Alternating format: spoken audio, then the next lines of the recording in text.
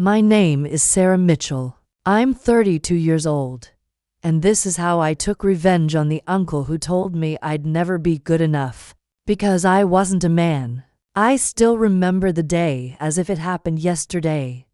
We were gathered in my grandparents' old dining room, the heavy oak table polished to a shine, the chandelier above casting a glow that should have felt warm, but instead felt suffocating. My Uncle Richard had called a family business meeting, which, in reality, was just another excuse for him to remind everyone that he was in charge. I was the only woman seated at that table, and the weight of their eyes pressed down on me before I even opened my mouth. When it was finally my turn to speak, I straightened my shoulders and presented an idea I had worked on for weeks. A modern expansion strategy that could breathe new life into the family business, taking it beyond the tired, outdated model they'd clung to for decades. My voice didn't shake, though my heart pounded in my chest. For a brief second, I thought maybe, just maybe, they'd actually listen. But then my uncle leaned back in his chair, smirk tugging at his lips, and cut through my words like a knife. "Sarah," he said, his tone dripping with condescension, "only men lead this family. You should focus on being a good wife someday.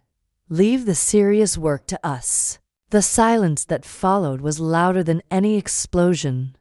My cousins chuckled under their breath, not even trying to hide their amusement.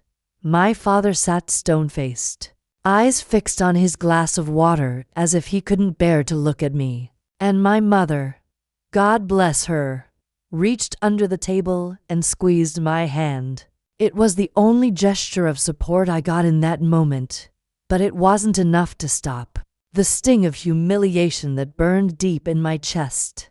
I wanted to speak, to fight back, to demand that they respect me, but the words caught in my throat. If I pushed, I knew Richard would only make a bigger spectacle out of shutting me down. So I swallowed my pride and sat there, cheeks blazing, as my uncle moved on, as though I had said nothing at all. In that moment, I made a promise to myself. If Richard wanted to believe that being a woman made me weak, he was going to find out just how wrong he was. The man who had laughed at me, who had dismissed my worth with a single sentence, would one day answer to me. And when that day came, he wouldn't be smirking anymore, because I wasn't going to wait for a place at the table. I was going to build my own table and make sure he had no choice but to sit across. For me, I grew up in a family where tradition wasn't just a word, it was law. The Mitchells owned a mid-sized logistics company that had been in the family for 3 generations. And with it came a set of unspoken rules. Men were groomed to lead, while women were expected to stand politely. In the background, my grandfather had built the company from the ground up, and when he passed, my Uncle Richard stepped in as the loudest, most commanding voice in the room. He was brash, controlling, and always made sure everyone knew who was in charge. My father technically had a say, but in truth, Richard's word was the final word. My cousins, all boys, basked in his attention, while I learned quickly that I was little more than background noise in his eyes. From a young age, I loved numbers and strategy. While other kids played with dolls or video games, I sat at the kitchen table with a calculator, trying to balance imaginary budgets or figure out how to make a lemonade stand more profitable. I wasn't content with just being part of the family. I wanted to contribute, to lead, to prove myself. But in Richard's world, a girl's ambition was more of an annoyance than a quality worth nurturing. "That's cute," he'd say, when I shared my ideas at family dinners, before turning to ask my cousins about their sports games. My father never openly discouraged me, but his silence often spoke louder than any words could. He wasn't a bad man. just a man who had spent his life in his brother's shadow, too afraid to challenge him. My mother, on the other hand, was my quiet anchor. She would slip encouraging notes into my textbooks, whispering late at night that I was capable of anything I set my mind to. Her faith in me was what kept me from giving up when the weight of being underestimated felt too heavy. When I got into college to study business management, I thought maybe things would change. My cousins treated college like an endless party, blowing through money and barely scraping by in their classes, while I juggled part-time jobs to pay tuition and still found time to intern in the family business whenever I could. I'd work late nights crunching numbers, building mock business plans, dreaming of the day I'd finally get the chance to prove myself. There were nights I came home so exhausted I could barely keep my eyes open, but I pushed through, reminding myself that one day it would all be worth it. It was during those years that I met Daniel. He wasn't from a wealthy family, but he was brilliant and kind, and he never once made me feel small. Where Richard saw a girl with delusions of grandeur, Daniel saw a woman with vision and drive. He believed in me so completely that it felt like borrowing strength. Whenever my own started to falter, when I'd stay up late working on business models, he'd make me coffee and sit beside me, reading or working on his own projects, just so I wouldn't feel alone. He told me I was born to lead, long before I believed it myself. But no matter how hard I worked, the family dynamic never shifted. Every holiday, every meeting, every Sunday dinner was the same. Richard holding court at the head of the table, my cousins nodding along like loyal disciples, and me shoved into the corner, asked only to pass the salt or help clear the dishes. It wasn't the money or the power that drove me. I didn't dream of fancy offices or expensive suits. I dreamed of finally having a voice, of proving that I wasn't just the girl they ignored, that I was capable, worthy, and strong enough to lead the business into a future they couldn't even imagine. So I kept my head down, worked harder than any of them, and waited, because deep down, I knew my moment would come. And when it did, Richard would have no choice but to see me not as the girl he dismissed, but as the woman who was going to change everything. Graduating with honors should have been the proudest moment of my life. I walked across that stage believing, with every fiber of my being, that my years of sacrifice had finally earned me a place at the table I had been reaching for since I was a girl. With my degree in business management, a stellar GPA, and years of interning at the family company, I felt ready, more than ready, to step into a leadership role. So when the day came to apply for an executive position, I showed up prepared. I wore the navy suit I'd saved up for, carried a portfolio of strategies I'd worked on for months, and walked into the boardroom with my head high, determined to prove that I belonged there. But the moment I finished my presentation, the room erupted in laughter, led, of course, by my Uncle Richard. He didn't even bother to hide it. He leaned forward, shaking his head like I was a child who had just told a joke she didn't understand, and said, "Sweetheart, this isn't a charity. This is a man's world. You'll thank me later when you find a husband." The sting of those words cut deeper than any insult I'd ever endured.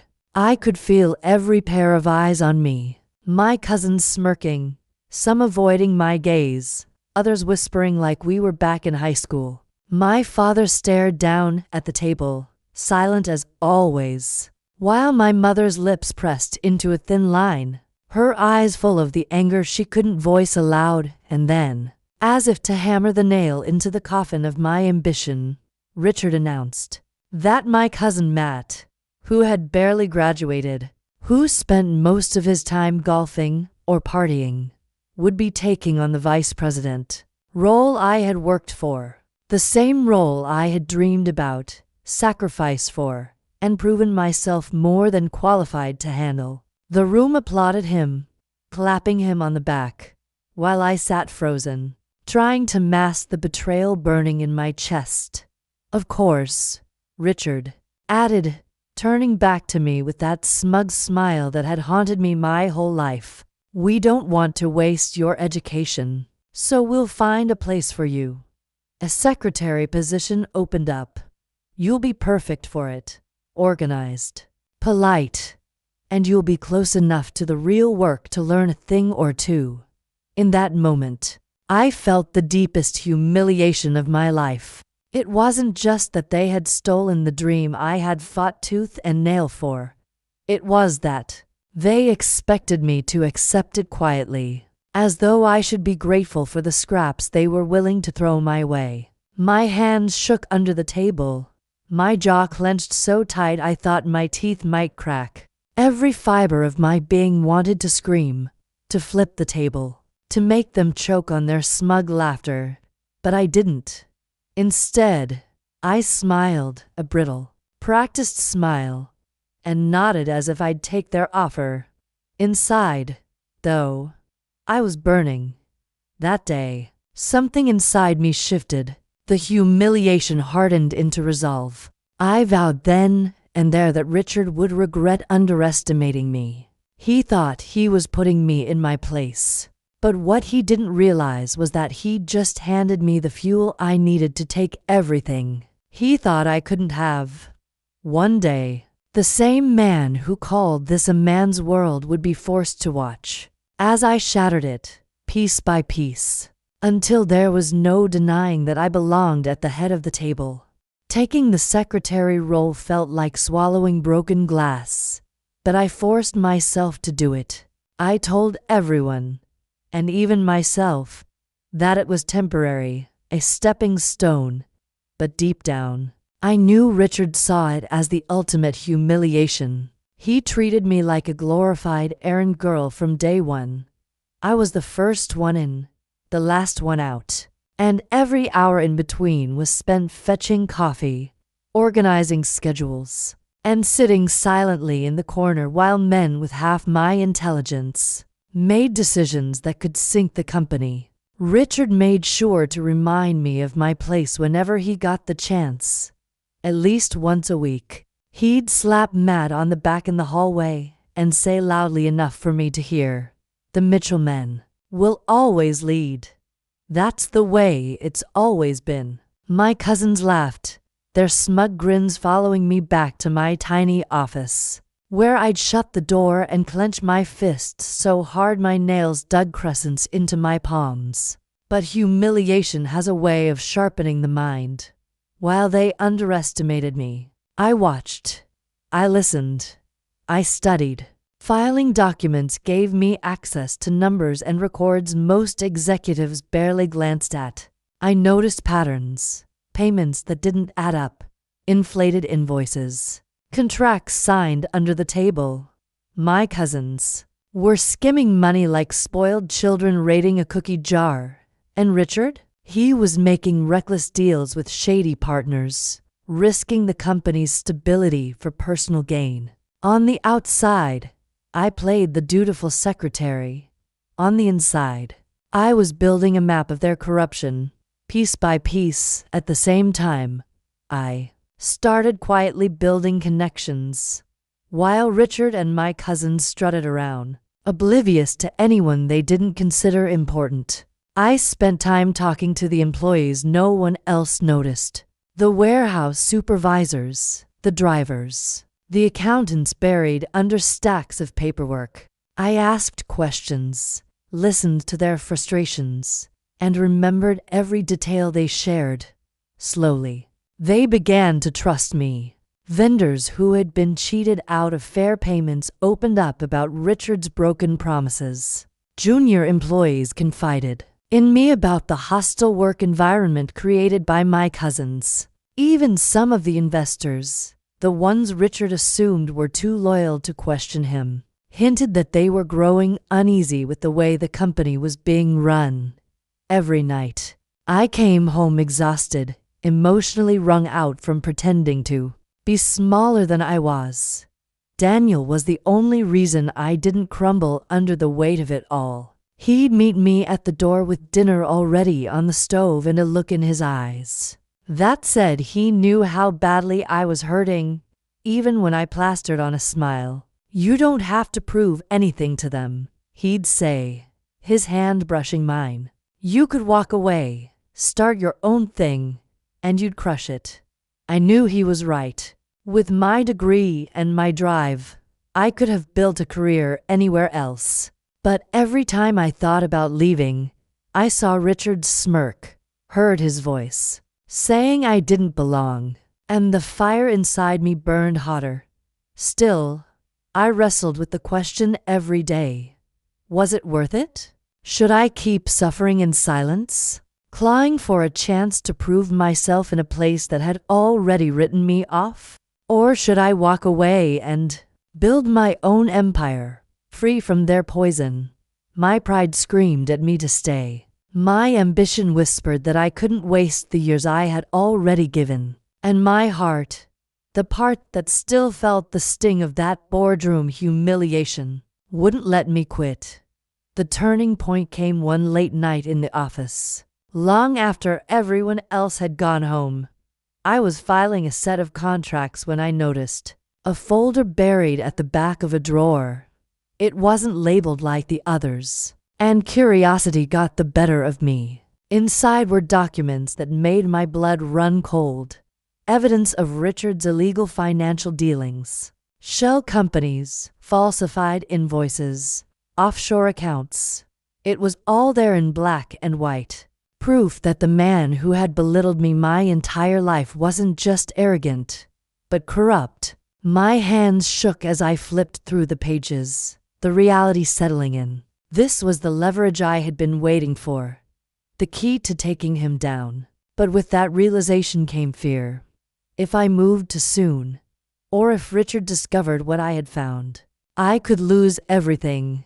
He had power, influence, and enough loyal followers to crush me if I made a wrong move. Yet for the first time in my life, I felt the scales tilting in my favor. I closed the folder, slipped it into my bag, and walked out of the office with my heart pounding. That night, lying awake beside Daniel, I stared at the ceiling and whispered the truth I hadn't yet said aloud. I have the power to destroy him. The risk was terrifying, but the thought of letting Richard keep his throne, of living the rest of my life knowing I had the chance and didn't take it, was unbearable. From that moment on, my path was clear. I wasn't just going to prove myself. I was going to bring Richard to his knees. The weeks leading up to the shareholders' meeting were some of the most nerve-wracking of my life. I moved like a shadow through the company, gathering evidence piece by piece, making copies of documents, securing witness statements from employees who were too afraid to speak publicly, and quietly aligning myself with key stakeholders. Every interaction was calculated, every word carefully chosen. Outwardly, I remained the obedient secretary, fetching coffee, taking notes, and pretending I was invisible. But behind the scenes, I was weaving a web strong enough to trap Richard. In his own lies, Daniel was my rock through it all, reminding me to breathe when the weight of the risk pressed down on my chest. "He's going to underestimate you," he'd whisper at night. "That's his biggest mistake." The day of the shareholders' meeting arrived, and the air in the room was thick with Richard's usual arrogance. He strutted in, his cousins trailing behind him like lapdogs, and took his place at the head of the table as if it were his throne. I sat quietly at the far end, my folder of evidence tucked neatly in front of me, my heart pounding so hard I thought they might hear it. The meeting began like every other, Richard boasting about the Mitchell men's leadership, Matt grinning smugly in his tailored suit, and my father staring at his hands. Richard had no idea the ground beneath him was about to crack. When the time came for open discussion, I stood up. Chairs creaked, heads turned, and Richard raised an eyebrow, smirk already forming. "Sweetheart," he said in that mocking tone I knew too well. "This isn't the time for." But I cut him off. "It's exactly the time." My voice was steady, louder than I intended, and it silenced the room. I opened the folder and began laying out the evidence: the falsified contracts, the offshore accounts, the missing funds. Every page I slid across the table stripped another layer of confidence from Richard's face. I explained the reckless deals, the skimming, the negligence that had put the entire company at risk. Gasps rippled around the table, and for the first time in my life, the cousins who usually smirked at me were pale, their bravado crumbling as they realized their gravy train was about to derail. Richard's face turned red, his voice rising as he tried to dismiss me. "This is nonsense. Lies. She doesn't know what she's talking about. She's a secretary. For God's sake." He looked around the room for support, waiting for the laughter that usually followed his insults. But there was none. The board members stared at the documents in stunned silence, some whispering to each other, others glaring at Richard with dawning fury. My father's hands trembled as he finally looked up, meeting my eyes for the first time in that room. And though he didn't speak, I saw something in him I had been waiting for my whole life: pride. I took a breath, steadying myself, and said the words I had rehearsed 100 times in the mirror. "I call for a vote of no confidence in Richard Mitchell." The silence was deafening. Richard's chair scraped violently against the floor as he shot up, shouting about betrayal and loyalty. But the evidence spoke louder than his fury. One by one, hands began to rise. Stakeholders I had quietly spoken with over the past weeks voted yes. Employees I had built trust with had passed along their concerns to sympathetic board members, and their voices were being heard through those votes. Even some of Richard's closest allies shifted in their seats, unwilling to tie themselves to a sinking ship. When the final count was announced, Richard had lost. He stood there, trembling with rage, his face contorted, veins bulging in his neck. "You ungrateful little girl," he spat, pointing a shaking finger at me. "You think you can run this company. You'll destroy it." I met his gaze, calm in the storm. "You said only men could lead this family. Today, you were proven wrong." The board chair cleared his throat and announced the decision. Richard was to step down effective immediately, and in a twist that felt almost unreal, I was appointed interim CEO until a permanent decision could be made. The very role Richard had once mocked me for even daring to want now sat squarely in my hands. The room erupted in murmurs, my cousins staring at me as though I had pulled the ground out from under their feet. Richard exploded, shouting, slamming his fists against the table, demanding they reconsider. But this time, no one came to his defense. The men who had once laughed with him now looked away, unwilling to be associated with his downfall. The power he had wielded like a weapon for decades was gone, and for the first time in my life, I saw him for what he truly was: small, desperate, and beaten. As I gathered my papers and stood tall at the head of the table, I knew the war wasn't over. But the battle I had been fighting since I was a little girl had finally, undeniably, been won. Stepping into the CEO's office for the first time was surreal. The same room where Richard had ruled with arrogance and intimidation now belonged to me. I didn't sit in the chair right away. I stood at the window, looking out at the city skyline, letting the weight of the moment sink in. This wasn't just a victory for me. It was a turning point for the entire company. I had inherited a mess, but for the first time, I had the authority to clean it up. And I intended to do just that. The first few weeks were brutal. The company's books were a tangle of lies and mismanagement, and morale was at an all-time low. Employees walked around as though they were waiting for the other shoe to drop. But I rolled up my sleeves and got to work. I called meetings with every department, not to lecture, but to listen. The warehouse staff who had been ignored for years finally had their concerns taken seriously. The accounting team, tired of watching Richard and my cousin skim off the top, nearly cried when I told them we were implementing new transparency measures. Slowly, the atmosphere began to shift. People started showing up early again, not because they were afraid, but because they felt invested.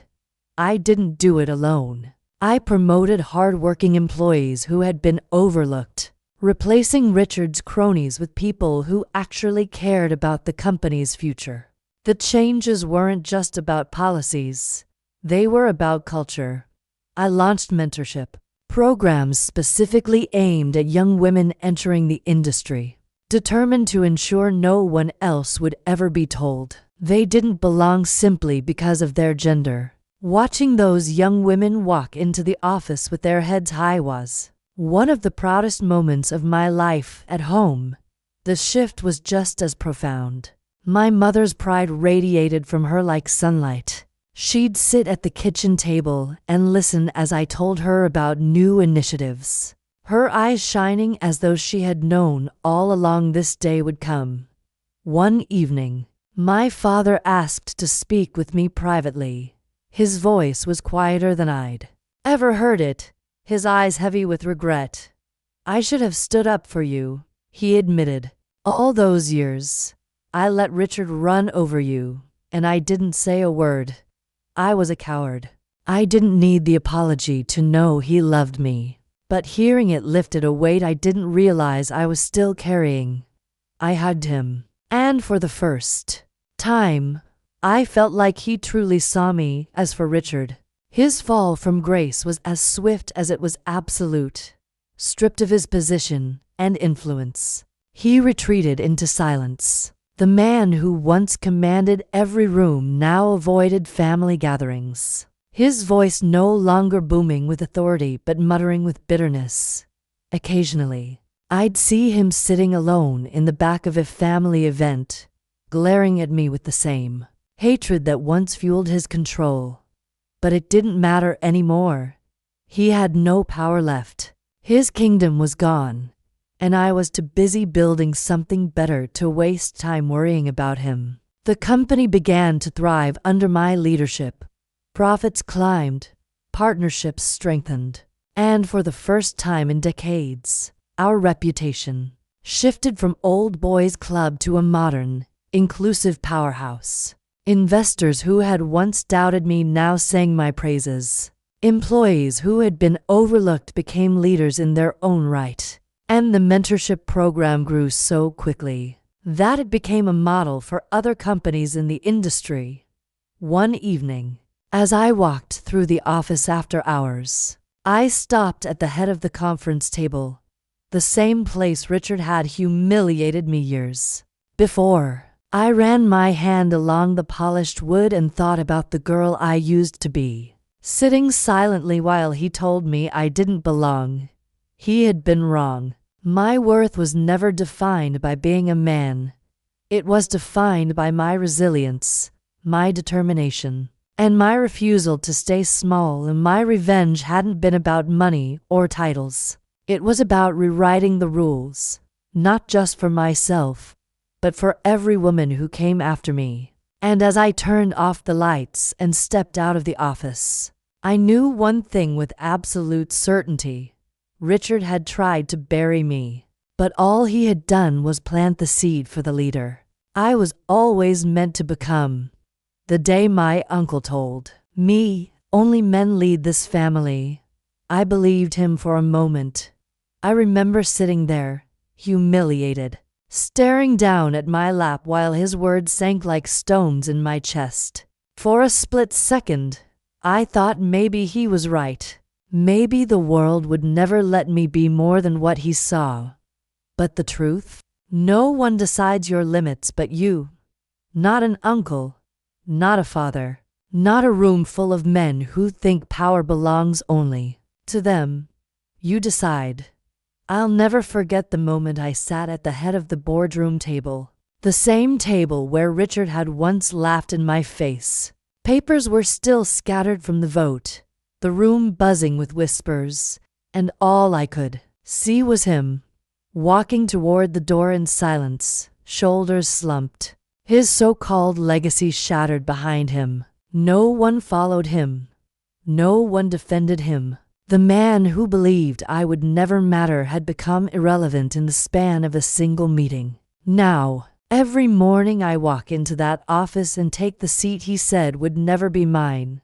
I lead with the confidence he tried to crush out of me, not just for myself, but for every young woman watching, wondering if she'll ever be taken seriously. The truth is, you don't wait for permission.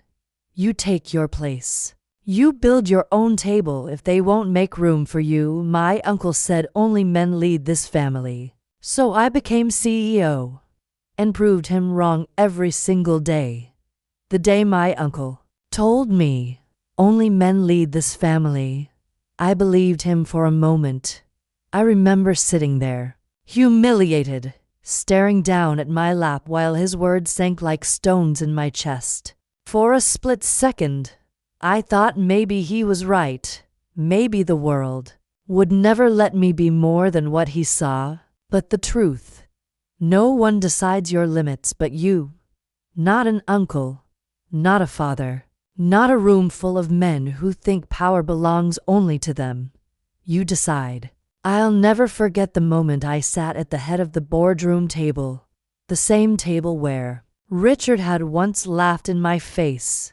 Papers were still scattered from the vote, the room buzzing with whispers, and all I could see was him, walking toward the door in silence, shoulders slumped, his so-called legacy shattered behind him. No one followed him. No one defended him. The man who believed I would never matter had become irrelevant in the span of a single meeting. Now, every morning I walk into that office and take the seat he said would never be mine. I lead with the confidence he tried to crush out of me, not just for myself, but for every young woman watching, wondering if she'll ever be taken seriously. The truth is, you don't wait for permission. You take your place. You build your own table if they won't make room for you. My uncle said only men lead this family. So I became CEO and proved him wrong every single day. The day my uncle told me only men lead this family, I believed him for a moment. I remember sitting there, humiliated, staring down at my lap while his words sank like stones in my chest. For a split second, I thought maybe he was right. Maybe the world would never let me be more than what he saw. But the truth, no one decides your limits but you. Not an uncle, not a father, not a room full of men who think power belongs only to them. You decide. I'll never forget the moment I sat at the head of the boardroom table, the same table where Richard had once laughed in my face. Papers were still scattered from the vote, the room buzzing with whispers, and all I could see was him, walking toward the door in silence, shoulders slumped, his so-called legacy shattered behind him. No one followed him. No one defended him. The man who believed I would never matter had become irrelevant in the span of a single meeting. Now, every morning I walk into that office and take the seat he said would never be mine. I lead with the confidence he tried to crush out of me, not just for myself, but for every young woman watching, wondering if she'll ever be taken seriously. The truth is, you don't wait for permission. You take your place. You build your own table if they won't make room for you. My uncle said only men lead this family. So I became CEO and proved him wrong every single day.